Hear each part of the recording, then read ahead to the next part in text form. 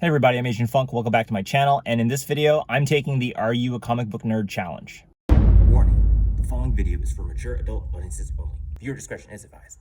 Now you're probably wondering why I'm filming in my car, and honestly, I just needed to get out of the house for a minute. Cooped up for the last couple weeks, and the cat has just been driving me crazy. But really, I wanted to take the Are You a Comic Book Nerd challenge. Now, I first saw this video challenge on 64-Page Specials YouTube channel. I thought the questions really helped me to understand more about his channel and his collecting preferences and style, and I thought it'd be really great to do one too. I'll put a link to his YouTube channel down in the description below. So the Are You a Comic Book Nerd challenge consists of 25 questions.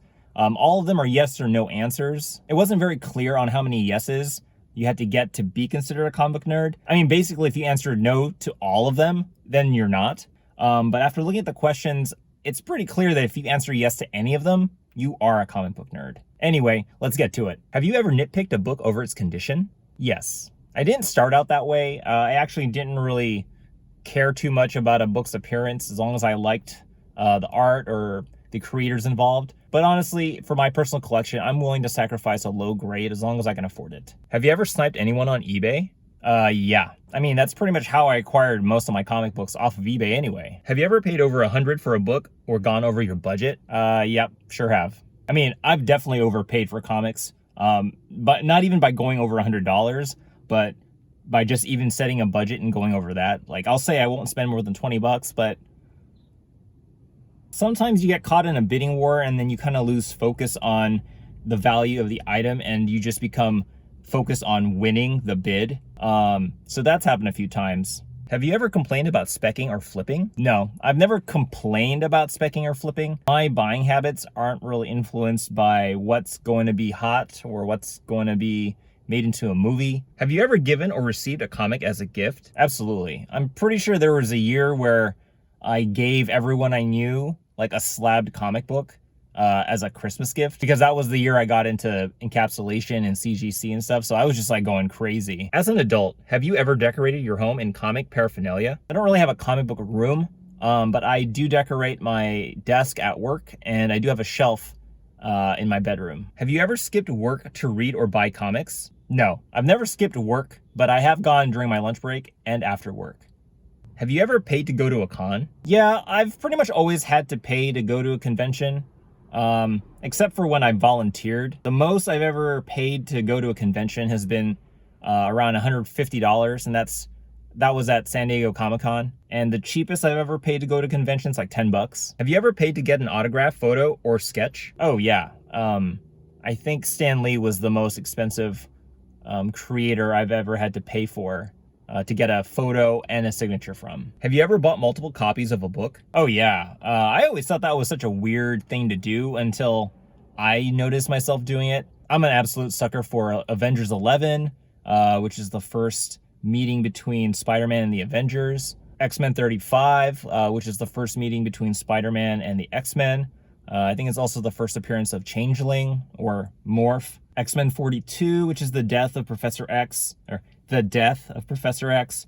I think there's just something about the cover. I really like the yellow spotlight with the black background. Marvel Zero by Alex Ross. That was actually the first book that introduced me to him, and that still stands as my favorite cover of his. X-Men 11 by Jim Lee, just to name a few. I mean, whenever I see these books in a really good condition for a pretty good price, I'll pretty much snag it every time. Have you ever bought multiple covers of a book? Yeah, I did it for Action Comics 1000, Detective Comics 1000, and Marvel Comics 1000. I think I did it for that too, but otherwise, I try not to. Have you ever complained about downsizing your collection for space? Isn't that like the only reason to ever downsize your collection?